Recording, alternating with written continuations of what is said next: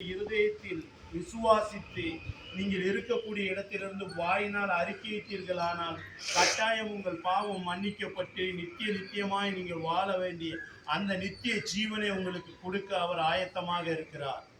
நீங்கள் எங்கு இருந்தாலும் நீங்கள் இருக்கிற இடத்திலிருந்து கண்களை மூடி, இயேசுவே என் பாவத்தை மன்னியுங்கள், எனக்கு நிரந்தரமான சமாதானத்தை கொடுங்கள், சந்தோஷத்தை கொடுங்கள், எல்லா பிரச்சனைகளையும் என்னை விட்டு நீக்கி போடுங்கள், வியாதிகள் குணமாகும்படியாக, எல்லா கடன் பிரச்சனைகளிலிருந்து விடுதலை அடையும்படியாக நீங்கள் இருக்கிற இடத்தில் எங்களுடைய சகோதரர் உங்களுக்காக ஜெபம் செய்வார். நீங்கள் இருக்கிற இடத்திலிருந்து ஜெபம் பண்ணுவீர்களானால் நிச்சயமாக உங்கள் வாழ்க்கையில் ஒரு மாபெரும் மாற்றம் உண்டாகும்.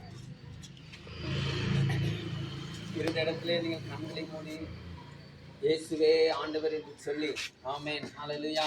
ஆண்டவரே, இந்த பகுதியில் இந்த சத்தத்தை கேட்ட ஒவ்வொருக்காக நாங்கள் ஜெபிக்கிறோம். ஆண்டவரே அப்பா, ஸ்தோத்திரம், எங்களுடைய பாவத்துக்காக நீர் அடிக்கப்பட்டு, எங்களுடைய மீறுதலுக்காக நீர் நொறுக்கப்பட்டு, எங்களுக்கு ஆண்டவரே எங்களுடைய அக்கிரமங்களுக்காக நீர் ஆண்டவரே அப்பா எல்லாவற்றையும் செய்வீரப்பா. இதோ இந்த நாளில கூட கர்த்தாவே ஸ்தோத்திரம், இதை கேட்டு அருமையான சகோதரர்கள் சகோதரிகளுக்காக உங்களுடைய கரத்துல ஒப்புக்கொள்கிறோம்.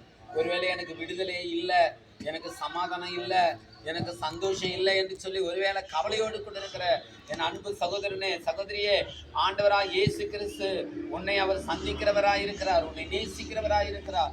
இந்த உலகத்துல அவர் ஒருவர் நேசிக்கிறவராய் இருக்கிறார். நாம் எவ்வளவு பெரிய பாவங்கள் செய்தாலும் அவர் மன்னிக்கிறவராய் இருக்கிறார். ஆமென், ஹல்லேலூயா. வசனம் சொல்லுகிறது, தன் பாவத்தை மறைக்கிறவன் வாழ்வடைய மாட்டான், அதை அறிக்கை செய்து விட்டு விடுகிறவனோ இரக்கம் பெறுவான்னு சொன்னது போல ஆண்டவரே ஸ்தோத்திரிக்கிற ராஜா, நிரந்தரமான சமாதானத்தை வேதம் சொல்லுகிறது. உலகம் கொடுக்காத சமாதானத்தை நான் உங்களுக்கு கொடுக்கிறேன் என்று பார்க்கிறோமே. ஆண்டவரே, இயேசு உங்களுக்கு சமாதானத்தை அவர் கட்டளை